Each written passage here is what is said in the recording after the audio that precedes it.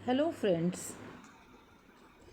आप लोगों ने स्टूडेंट्स पढ़ा होगा कि ट्रांजिशन एलिमेंट्स के बारे में हम लोग उसकी इम्पोर्टेंट कुछ प्रॉपर्टीज़ पढ़ चुके हैं, जैसे atomic and ionic size, variable oxidation states, ionization potential, metallic character, जो कि ट्रांजिशन एलिमेंट्स के काफ़ी इम्पोर्टेंट चीज़ें हैं। आज जो मैं आपको दो इम्पोर्टेंट प्रॉपर्टीज़ डिस्कस करूँगी वो है आपकी कलर्ड कंपाउंड। ट्रांजिशन मेटल्स ज़्यादातर कलर्ड कंपाउंड बना देते हैं और मैग्नेटिक प्रॉपर्टीज़। इस पर अक्सर वेरी शॉर्ट और शॉर्ट क्वेश्चंस अक्सर पूछे जाते हैं और कई बार शॉर्ट नोट भी पूछ लिया जाता है।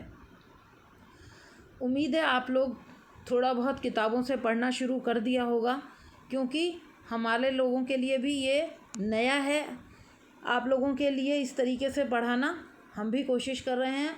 आप भी थोड़ा सा कोऑपरेट करिए, थोड़ा किताबों से पढ़िए, थोड़ा हमारा सुनिए, कुछ अपने नोट्स बनाइए, कुछ हमारे नोट्स कॉपी कीजिए और पढ़ेंगे, तभी हम आगे इम्प्रूव कर सकते हैं। हम भी अभी लर्निंग स्टेज में हैं। इस तरीके से पढ़ाना हम लोगों के लिए भी बिल्कुल नया है। तो अभी हम आते हैं सबसे पहले कलर ऑफ कंपाउंड्स। जैसा कि आपको पता ही है कि ट्रांजिशन मेटल्स की वेरिएबल वैलेंसीज ऑक्सीडेशन स्टेट्स होती हैं। तो जो नोट्स में TM लिखा है, TM से मतलब है ट्रांजिशन मेटल्स। ट्रांजिशन मेटल्स के आयन जिसमें अनपेयर्ड इलेक्ट्रॉन्स होते हैं, ईज मतलब इलेक्ट्रॉन्स होते हैं, कलर्ड कंपाउंड्स बनाते हैं, क्योंकि इन अनपेयर्ड इलेक्ट्रॉन्स का डी ट्रांजिशन होता है, अर्थात एक ही सबशेल के lower energy level d orbital से higher energy level d orbital में चला जाता है। जब यह इलेक्ट्रॉन वापस डी ऑर्बिटल में आता है तो एनर्जी एमिट करता है मतलब एनर्जी, ऊर्जा निकालता है, जो विशेष कलर की लैम्डा के बराबर होती है। अतः कंपाउंड कलर्ड दिखाई देता है। अब डायग्राम में दिख रहा है हाई एनर्जी और लो एनर्जी, ये आप बाद में पढ़ेंगे, T2G EG पढ़ा हुआ ही होगा। तो इलेक्ट्रॉन हायर एनर्जी से लोअर एनर्जी में आता है।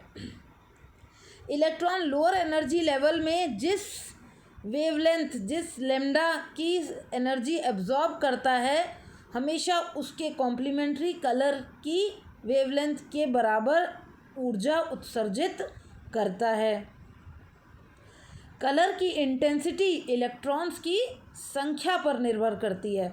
अनपेयर्ड इलेक्ट्रॉन्स की संख्या बढ़ने पर कलर की इंटेंसिटी मतलब गहरापन और जो गाढ़ापन होता है उसको इंटेंसिटी कहते हैं, उसकी इंटेंसिटी बढ़ती है। और ये इलेक्ट्रॉन की संख्या बढ़ने पर इंटेंसिटी घटती चली जाती है। अब अपन आते हैं कलर की इंटेंसिटी। जैसे अब ये देखिए, ये आपकी सीरीज़ दिख रही है। कलर की intensity titanium, vanadium, chromium, manganese. Unpaired electron manganese में सबसे ज़्यादा हैं। कलर की इंटेंसिटी डिक्रीज़ और बाकी में इंक्रीज़ होती चली जा रही है। तो ये आपके कलर ऑफ कंपाउंड्स या ट्रांजिशन एलिमेंट्स का है। इंटेंसिटी डिक्रीज्ड और इंटेंसिटी इंक्रीज्ड। मैंगनीज का कलर सबसे हल्का, इस टेबल से क्या दिख रहा है, मैंगनीज का कलर सबसे हल्का होता है, क्योंकि इसमें अनपेयर्ड इलेक्ट्रॉन सबसे अधिक, जो कि अपने को 5 दिख रहे हैं, यानी कि D5 हाफ फिल्ड होती है ना, और हाफ फिल्ड कॉन्फ़िगरेशन होती है। तो जिन आयन्स में इलेक्ट्रॉन्स के पेयर होते हैं वो कलरलेस होते हैं, जबकि क्योंकि उसमें इलेक्ट्रॉन्स का ट्रांजिशन संभव नहीं होता है। जैसे कॉपर +1 की कॉन्फ़िगरेशन क्या रहती है, 3D10। मैं आपको स्टूडेंट्स बार बार कह रही हूँ कि आपको इनके एटॉमिक नंबर और कॉन्फ़िगरेशन याद रखनी है। तो कॉपर +1 का 3d10 कॉन्फ़िगरेशन है, यानी कि d ऑर्बिटल्स कंप्लीटली फिल्ड हैं, तो ये कलरलेस है। जबकि copper 2 3d9 blue coloured in water, अगर अपन इसको मिलाते हैं तो ब्लू कलर देता है। तो ये तो हुई कलर्ड कंपाउंड्स जो बनाते हैं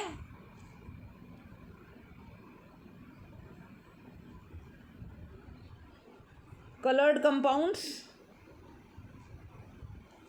एक सेकेंड, अब हम आएंगे मैग्नेटिक प्रॉपर्टीज़ पर। Magnetic properties, magnetic properties transition metal chemistry has been derived from magnetic data. Movement of electric charge produces a magnetic effect. आप लोगों ने सुना होगा, जैसे ही चार्ज है, इलेक्ट्रॉन मूव करता है तो उसके चारों ओर मैग्नेटिक फील्ड डेवलप करती है। Electron in an atom spins about its own axis, अपनी एक्सिस पर ही घूमता है, because the electron is electrically charge and the spin about its axis gives it the property of small magnet with north and south pole. जो single electron अपने axis पर घूम रहा है वो एक छोटे मैग्नेट की तरह काम करता है, जो कि अपनी दूरी पर घूम रहा है, जो कि small magnet north and south poles के बीच में होता है। The two electrons of pair spin in opposite direction. ये हमको पता ही है कि दो इलेक्ट्रॉन्स जो पेयर्ड होते हैं वो ऑपोजिट डायरेक्शन में घूमते हैं। This means that their magnetic moment will cancel each other because their north and south poles are opposed. उनकी नॉर्थ और साउथ पोल्स अपोज्ड होती हैं। In a bar magnet, magnetic moment is given by the pole strength multiplied by the distance between the poles. When the electron in atom is unpaired, the atom tends to move in strong magnetic field such as that between the poles of a magnet. अब तीन kind के magnetic behaviour देखे गए हैं, diamagnetism, paramagnetism और ferromagnetism. Diamagnetism, substances which are feebly माने weakly, feebly repelled by magnets are called diamagnetic. Substances do not attract lines of force and as a result tend to move from stronger part of the field to the weaker part.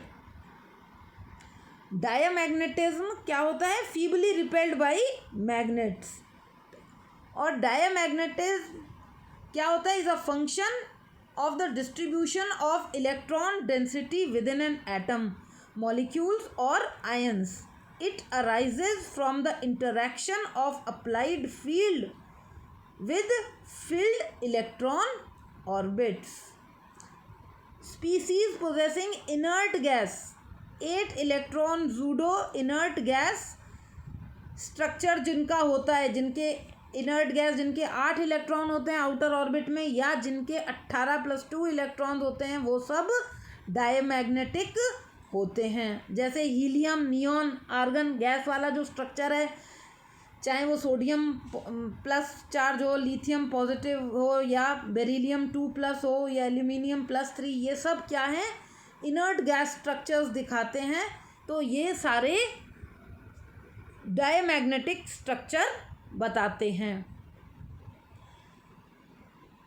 इसमें आपकी slide में पहले paramagnetic दिखाया हुआ है, कोई बात नहीं। Diamagnetism is not dependent on temperature.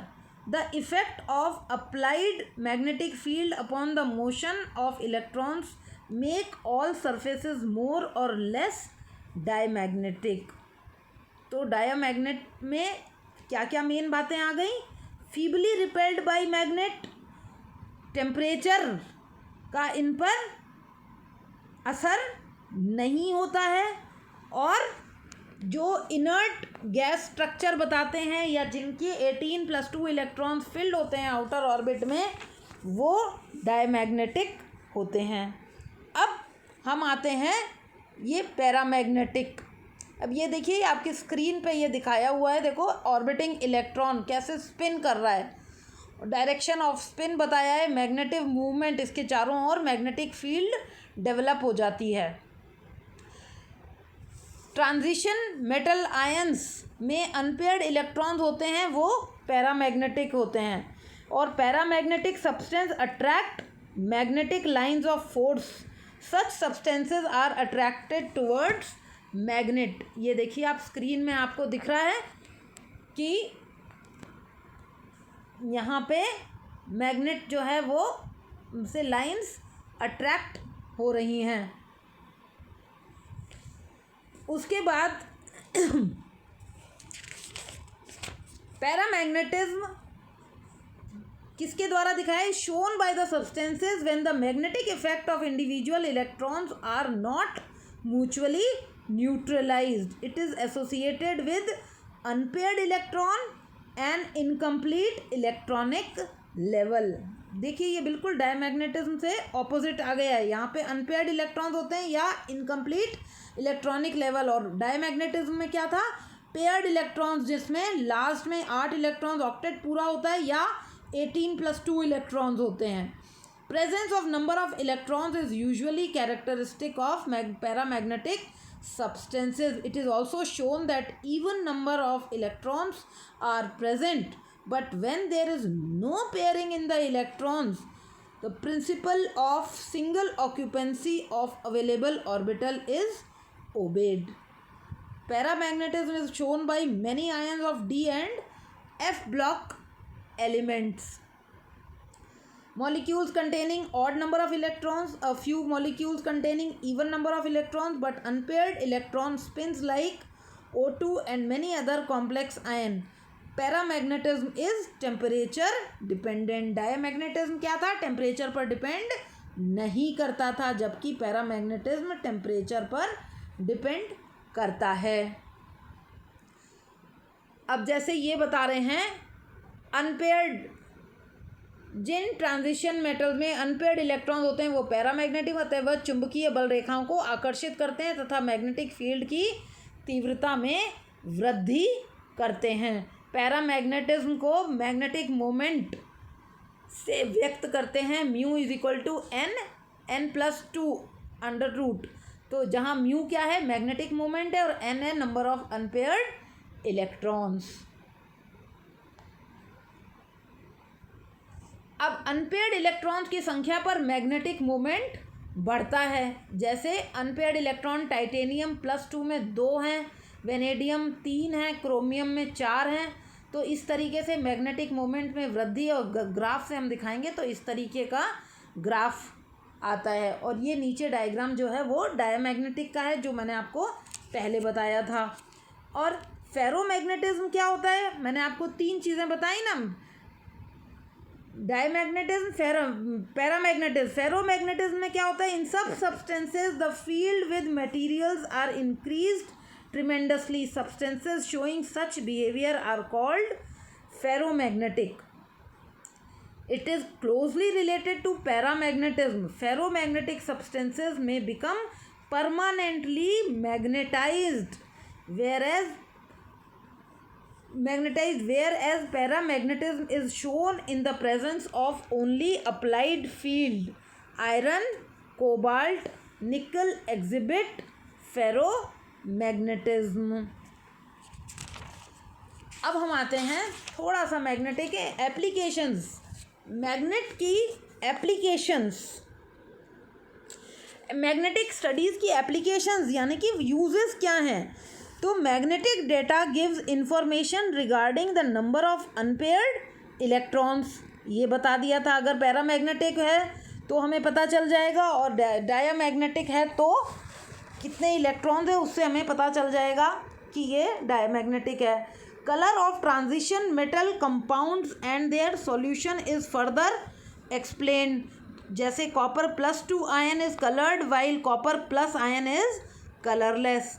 Magnetic data also helps in distinguishing between ionic and covalent. Ionic और कोवेलेंट बॉन्डिंग के बीच में अगर हमें डिफरेंस करना हो तो मैग्नेटिक डेटा भी उसमें भी हेल्प करता है। Magnetic data helps in assigning geometrical shapes जैसे tetrahedral, square planar, octahedral to the transition metal complexes. तो ये आज हमने दो प्रॉपर्टीज़ के बारे में पढ़ा। एक तो colour of transition compounds, colour जो होते हैं ट्रांजिशन मेटल के कंपाउंड्स के कलर्ड होते हैं, और दूसरा हमने मैग्नेटिक प्रॉपर्टीज़ के बारे में पढ़ा। इन पर अक्सर आपके शॉर्ट क्वेश्चंस या शॉर्ट नोट्स टाइप के क्वेश्चंस आते हैं। तो अब आप इनको रिवाइज़ करिएगा, अपनी बुक में देखिएगा, नोट्स कंपैरिजन करिएगा, और फिर अपन नेक्स्ट चैप्टर पे मिलेंगे। Thank you.